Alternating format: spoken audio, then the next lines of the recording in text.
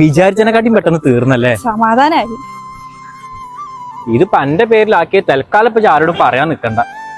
എന്റെ പേരിലാക്കിയപ്പോഴുള്ള പൊല്ലാക്കപ്പേ അനക്ക് അറിയണ കാര്യല്ലേ. ഒരു വിധത്തിൽ ഇപ്പൊ എന്റെ പേരിലാക്കിയ എന്തായാലും നന്നായി. എനിക്കിപ്പോ അതല്ലടി, എളാപ്പങ്ങാൻ ഈ കാര്യം അറിഞ്ഞാലുണ്ടല്ലോ പിന്നെ വീട്ടിൽ ഒരു വരവുണ്ടാവും.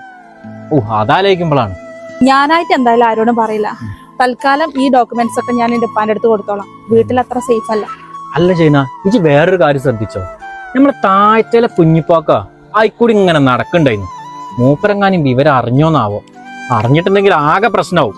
മുജീബാക്കാന്റെ വലിയ ചെങ്ങായ മൂപ്പര്. ഞാൻ കണ്ടിട്ടൊന്നുമില്ല. എന്തായാലും 6 മാസം വരെ ആരെ ചെവിയിൽ ഇത് എത്താതിരുന്നാ മതി. അത് കഴിഞ്ഞാൽ പിന്നെ പേടിക്കാനൊന്നുമില്ല.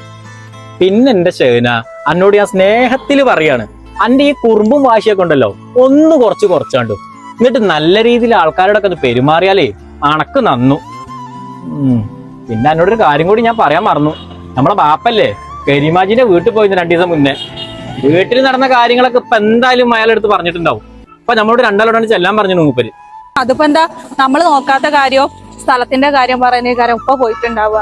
എന്തായാലും ഇപ്പൊ ഇതിന്റെ പേരിലായത് നല്ല തീരുമാനമായില്ലേ. എന്തായാലും ആ ചൊറ അങ്ങോട്ട് തീർന്നിട്ടി. തീരുമാനമൊക്കെ നല്ല തീരുമാനം. ഇനിയൊരു ചോറ ഉണ്ടാവണ്ട, നിന്നാ മതി.